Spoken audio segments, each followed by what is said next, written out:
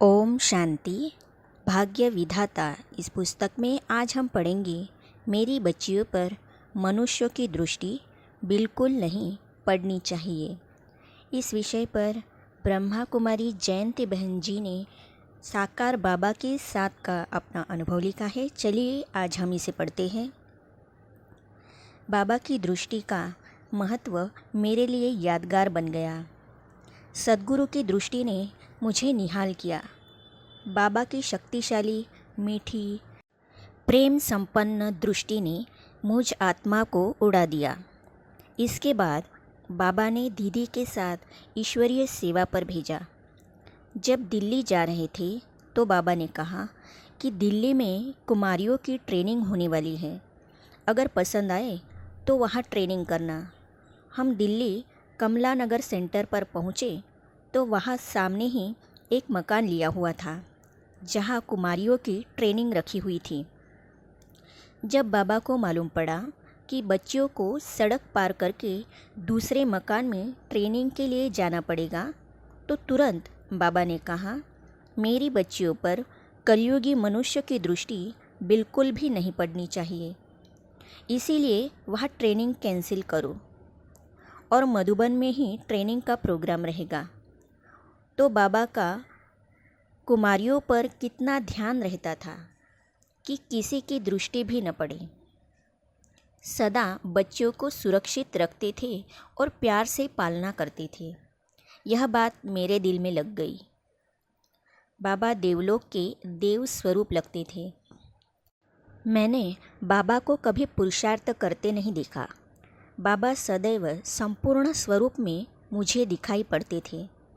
साकार में होते भी ऐसा लगता था कि बाबा यहाँ नहीं हैं, जैसे चलते फिरते फरिश्ता ही दिखाई देते थे, बिल्कुल शिव बाबा के समीप। इस साकार्य मनुष्य लोक में बाबा देवलोक के देव स्वरूप लगते थे।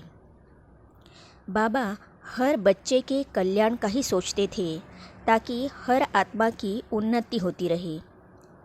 बाबा निरंतर आत्म स्थिति में रहते थे और हर आत्मा को आत्मिक दृष्टि देते थे ताकि उस आत्मा का देहभान छूट जाए और वह आत्मिक स्थिति में स्थित हो जाए। यह विशेषता बाबा की देखी।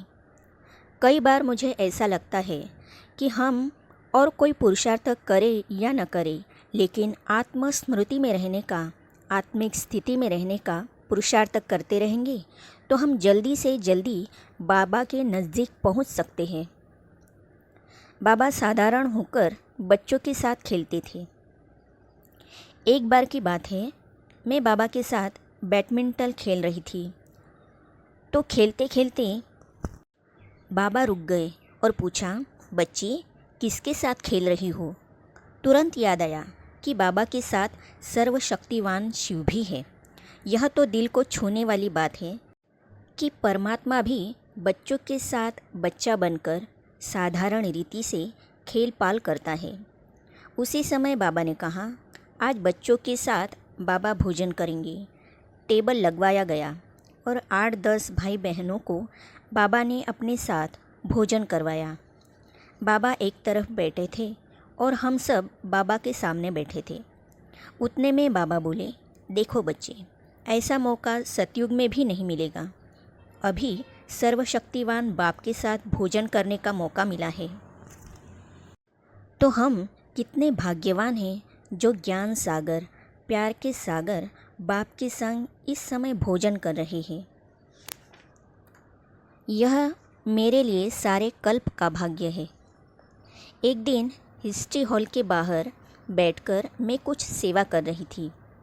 बाबा कमरे से बाहर आए और एरोप्लेन अर्थात एक मकान का नाम की ओर बढ़ने लगे। मुझे भी इशारा किया।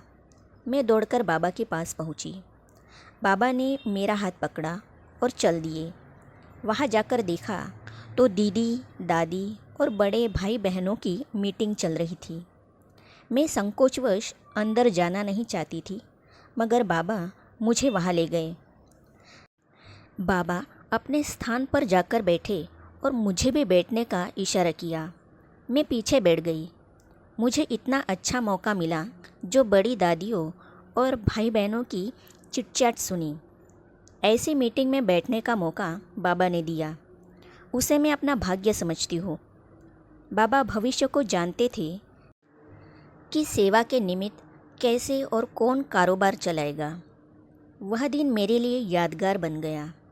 कई बातें सीखने को मिली। आज भी कई परिस्थितियाँ आती हैं या खुद के संस्कार भी आते हैं, परंतु मुझ आत्मा को बाबा किसी भी युक्ति से सभी बातों से पार उड़ाकर सेवा के निमित्त बना देता है। यह बाबा का ही कमाल है, जो उस समय शक्तिशाली दृष्टि देकर मुझ में शक्ति भर देते हैं।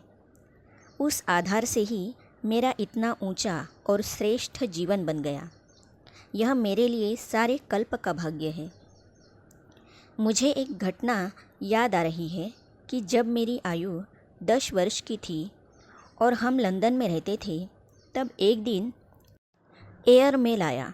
पार्सल खोला तो उसमें हापुस आम थे। हमें बड़ा आश्चर्य लगा कि भारत से किसने ये आम भेजे होंगे। हमारे लौकिक संबंधियों ने तो आज तक हमें याद नहीं किया, लेकिन पता चला कि साकार बाबा उस समय मुंबई में थे। आम खाते समय उन्हें हम छोटे बच्चे याद आए और बाबा ने बड़े प्यार से अच्छे अच्छे आम चुनकर पार्सल द्वारा भेजे। मेरे मन ने भाव विभोर होकर कहा, इतना प्यार करेगा कौन। उस समय लंदन में आम का नाम निशान भी नहीं था, परंतु बाबा ने हमें प्यार से याद किया। वह दृश्य मुझे कभी भूल नहीं सकता। आगे पढ़ेंगे। आखिरकार बाबा ने मुझे ब्रह्मा कुमारी बना ही दिया। इस विषय पर नैरोबी अफ्रीका से ब्रह्मा कुमारी वेदांती बहन जी कहती है। इस उनके अनुभव को हम पढ़ेंगे अगली कड़ी में।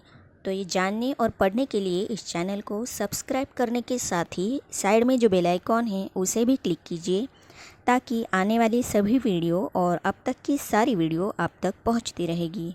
ओम शांति।